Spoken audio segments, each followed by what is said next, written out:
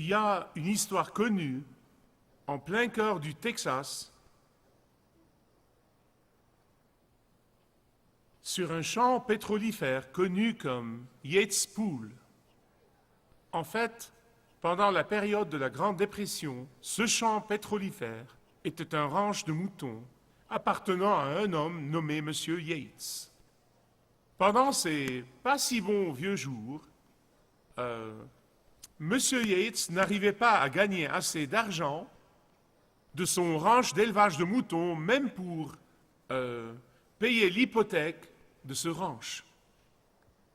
Il a failli le perdre à un moment donné, si ce n'était une toute petite subvention de l'État qui l'aidait tout juste à joindre les deux bouts.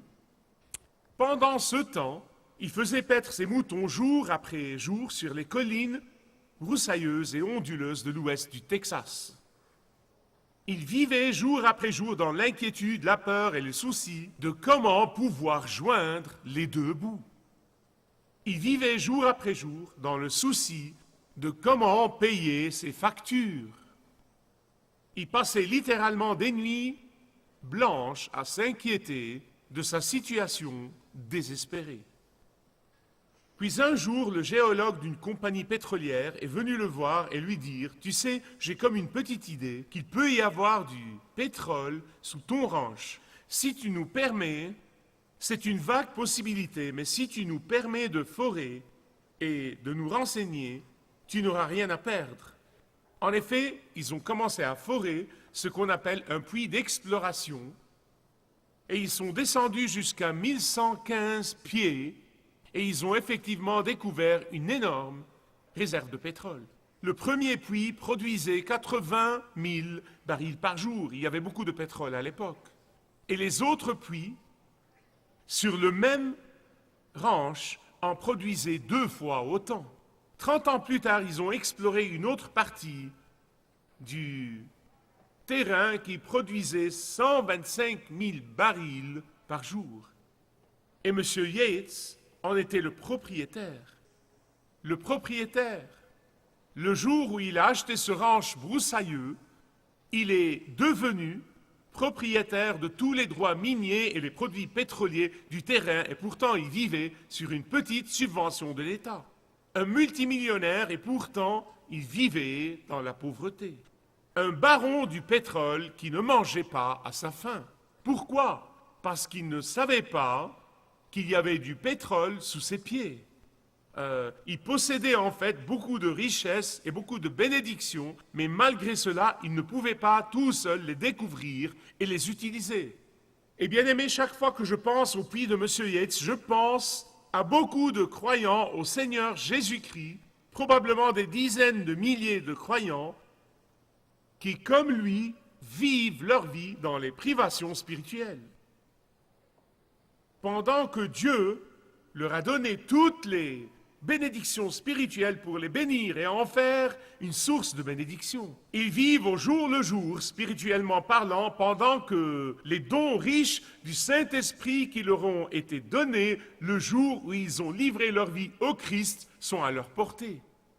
Nous avons vu dans le dernier message que beaucoup de chrétiens vivent dans la frustration et vivent dans l'exaspération pendant que leur cadeau d'anniversaire spirituel qui leur a été donné par le Saint-Esprit est toujours non déballé sur la cheminée de leur pensée ou sur la cheminée de leur cœur ou sur la cheminée de leur vie. Nous avons vu qu'aucun croyant au Seigneur Jésus-Christ ne peut jamais dire « je n'ai pas au moins un seul don ». La Bible dit que quand Jésus est monté en haut, il a donné des dons aux hommes. Et si vous ouvrez avec moi à Éphésiens chapitre 4, verset 8, Jésus nous a donné non seulement des dons spirituels, il s'est donné lui-même à nous.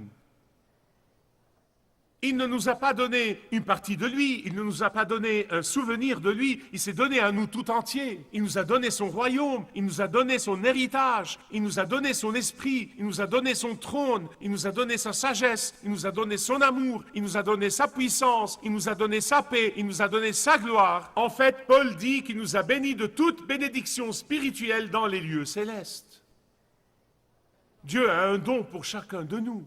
Une expression individualisée de ce don pour vous Et vous, et vous, et vous, et vous, individuellement. Et non pas pour celui qui est à côté de vous, et vous ne pouvez pas le copier. Pourquoi? Parce que nous ne sommes pas des pièces interchangeables dans le corps de Christ. Et c'est pourquoi, quand un croyant n'exerce pas, quand il n'exerce pas individuellement son don comme économe de Dieu, le travail de Dieu souffre énormément. Énormément. Pourquoi? Parce que Dieu n'a pas doué un autre chrétien exactement de la même manière dont il vous a doué. Ce n'est pas aussi simple que ça, écoutez avec soin. Quand vous n'exercez pas votre don, vous offensez la sagesse de Dieu. Quand vous n'exercez pas votre don, vous refusez son amour et sa grâce, et c'est une grande perte pour son Église. Maintenant, regardez avec moi le verset 8 d'Éphésiens, chapitre 4. Jésus, étant monté en haut, a amené captive la captivité et a donné des dons aux hommes. Que veut dire Paul par là? Il y a là une image qui était connue dans tout le monde romain. C'est l'image formidable d'un grand général victorieux qui a vaincu ses ennemis, Ce sont les captifs que ce général victorieux a capturés. Et c'est exactement l'image que l'apôtre Paul nous donne ici. Il dit que quand Jésus est allé à la croix, puis a ressuscité et est monté au ciel, il a pris tous ses ennemis captifs. Qui sont les ennemis de Jésus? Satan et le péché et la mort, ce sont tous ses ennemis. Il les a pris captifs et puis, comme un grand héros victorieux, il a assigné à chacun de ses sujets des dons, de ses trophées. Il a assigné à chacun des dons. C'est pourquoi nous avons le pouvoir et l'autorité sur les ennemis de Jésus. Votre don spirituel est le trophée de la victoire de Jésus, le trophée de ce qu'il a fait. Vous n'avez rien fait pour le mériter. Nos dons spirituels sont la récompense de Jésus pour sa mort et sa résurrection.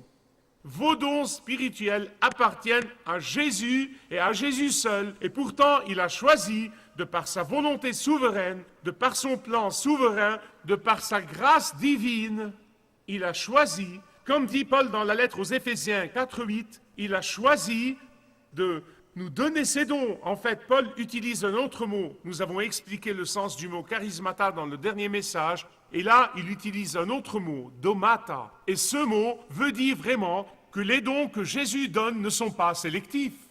Personne n'est omis. Ces dons sont sa providence miséricordieuse. Quand notre Seigneur Jésus-Christ est venu sur terre, il a dit aux disciples à maintes reprises, « Quand je m'en vais au Père, je vous enverrai mon esprit. Il vous est avantageux que je m'en aille au Père, car si je m'en vais au ciel, je vous enverrai mon Saint-Esprit, le Consolateur. Il vous conduira dans toute la vérité. » Et vous voyez, quand le Saint-Esprit est venu exactement 50 jours après la résurrection, quand le Saint-Esprit est venu le jour de la Pentecôte, il est venu du ciel chargé de dons pour ses enfants.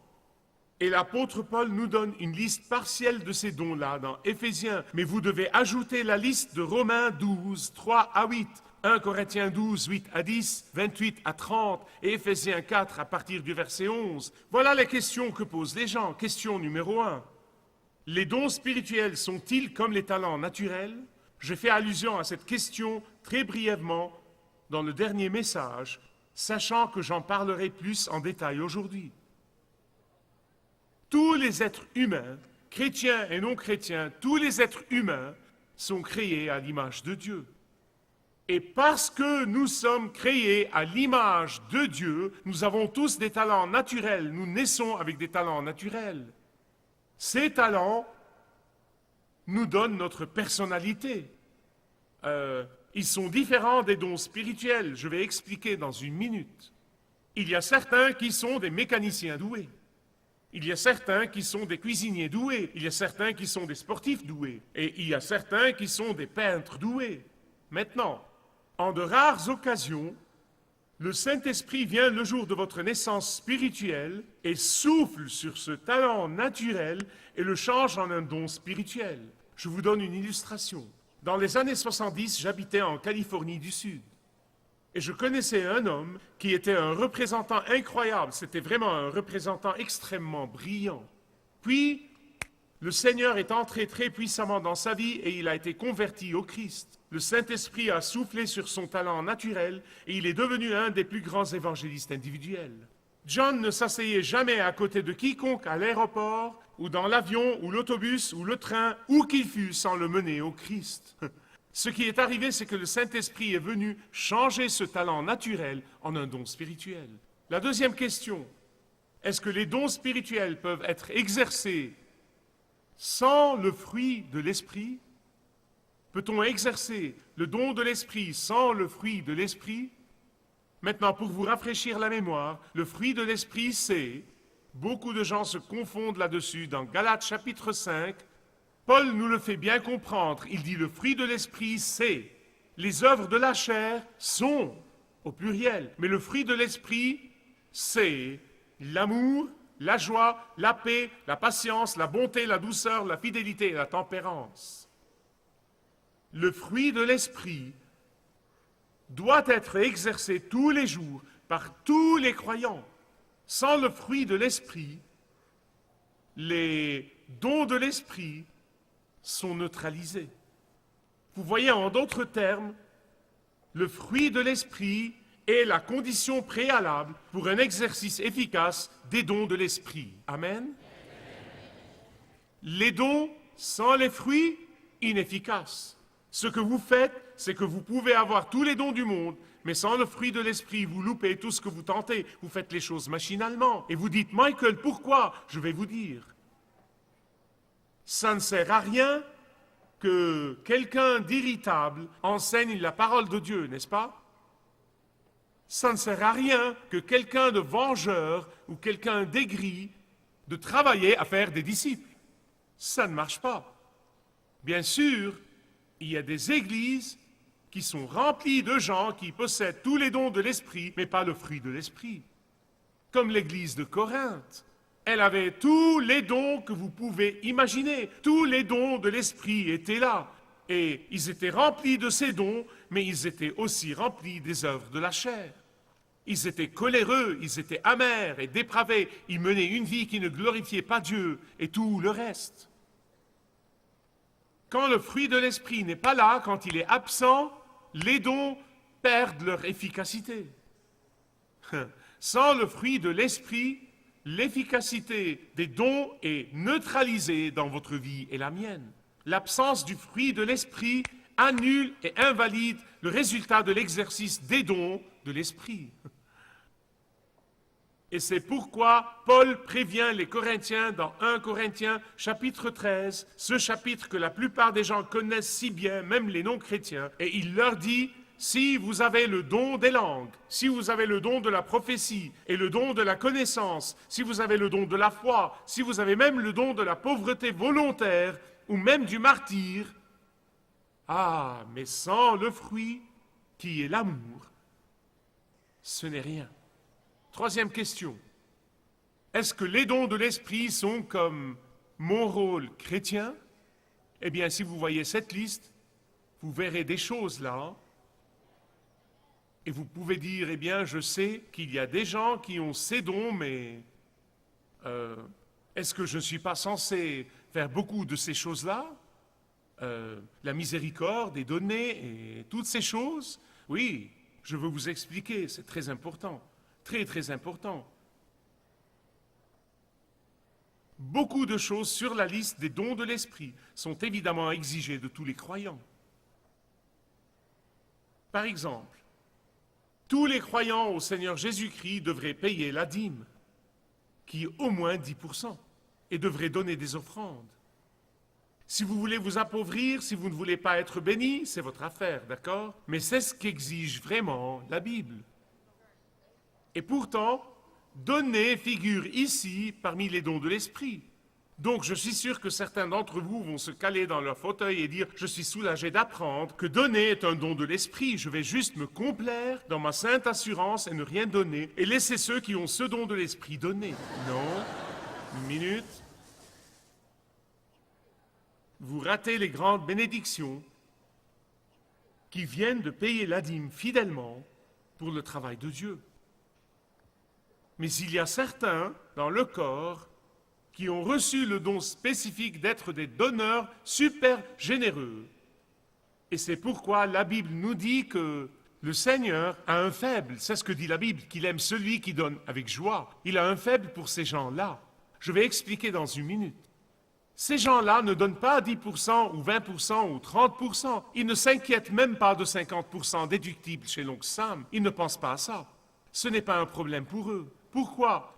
Parce que Dieu les utilise pour bénir abondamment son travail. Et c'est pourquoi vous trouvez souvent que Dieu leur verse une mesure qui déborde plus vite qu'ils ne prodiguent leur argent pour son travail.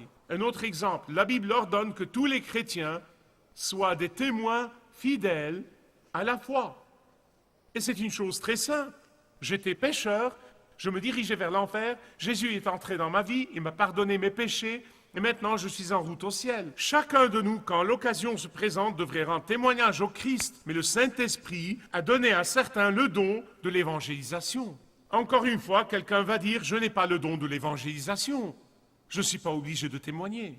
Eh bien, une minute. Vous serez désobéissant si vous ne partagez pas votre témoignage. Pourtant, le Saint-Esprit donne le don de l'évangélisation à certains. Et ces gens-là mènent constamment des gens au Christ. C'est comme ça qu'ils exercent leur don. Un autre exemple, nous devons tous manifester la miséricorde. Je sais que c'est un défi pour certains plus qu'il ne l'est pour d'autres, mais nous devons tous manifester la miséricorde et pourtant le Saint-Esprit a donné le don de la miséricorde à certains. Question numéro 4. Qu'en est-il des faux dons alors ? Tu parles de faux dons ? Non, mais vraiment ? Y en a-t-il ? Absolument. Écoutez ce que dit Jésus dans Matthieu 24, 24. Car il s'élèvera parmi vous de faux Christ et de faux prophètes. Ces faux Christ et ces faux prophètes feront de grands prodiges et des miracles au point de séduire, s'il était possible, même les élus. Satan est un être surnaturel et il a quelques puissances surnaturelles. Il ne rivalise pas avec la puissance de Dieu, mais il a quelques puissances surnaturelles. Et une partie de cette puissance sera utilisée pour tromper.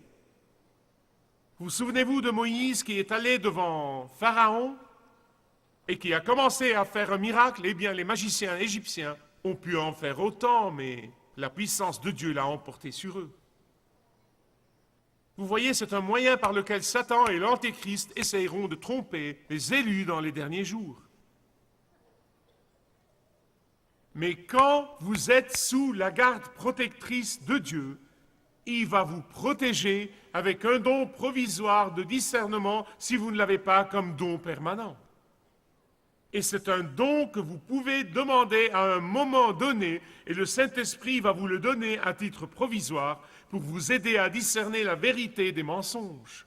Le Saint-Esprit l'a donné à l'apôtre Pierre dans Actes chapitre 5 pour qu'il puisse discerner la tromperie d'Ananias et de Saphira.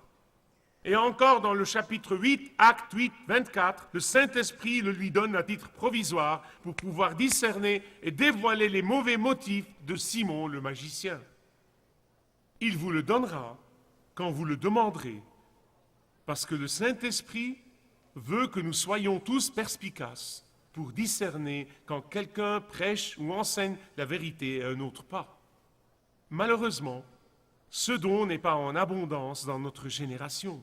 Et nous devons prier pour l'avoir. C'est le don qui, quand vous le demandez, Dieu vous le donnera à titre provisoire. La dernière question, question numéro 5. Comment découvrir mon don spirituel ? Je suis allé au Seigneur dans la prière, j'ai jeûné et j'ai prié, je vous encourage à en faire de même. Passez le test. Mais allez au Seigneur dans la prière, allez au Seigneur dans le jeûne et dans l'humilité si vous ne savez pas encore quel est votre don. Car quand vous faites ça, il vous mettra un certain désir dans le cœur. Non, non, non, pas votre propre désir, non pas ce que vous voulez faire. Vous allez savoir que c'est de Dieu. Parce que ce désir, c'est d'exercer un certain don. Puis ce don du Saint-Esprit sera facilement confirmé par les autres, par votre groupe de disciples, par votre petit groupe et par vos conseillers.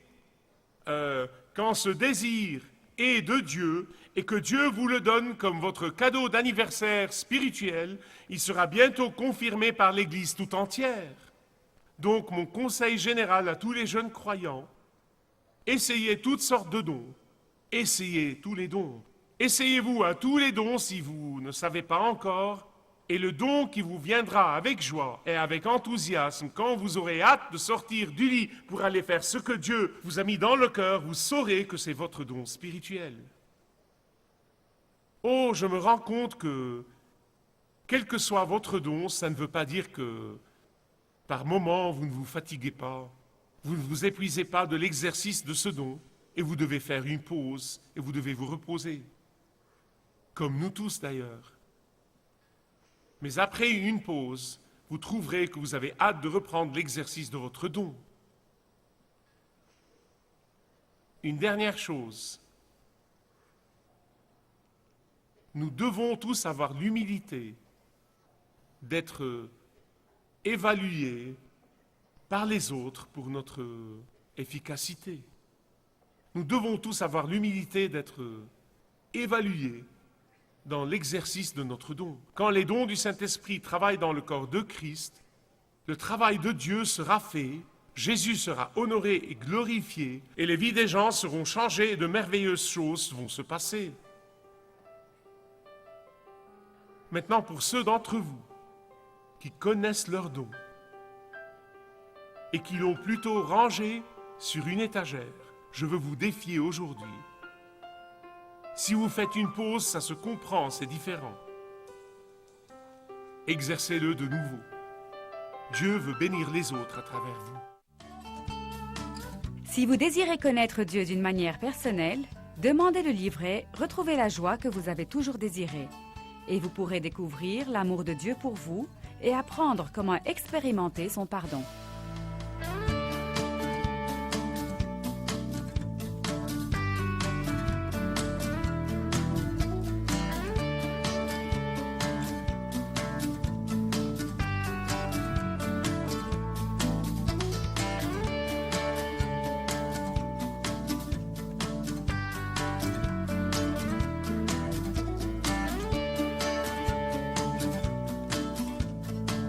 Si vous avez une relation personnelle avec Dieu et vous êtes intéressé à marcher plus intimement avec lui, demandez le livret « 7 pas sur le chemin de la foi » qui vous guidera dans une relation plus profonde avec votre Père Céleste. Demandez votre livret gratuit.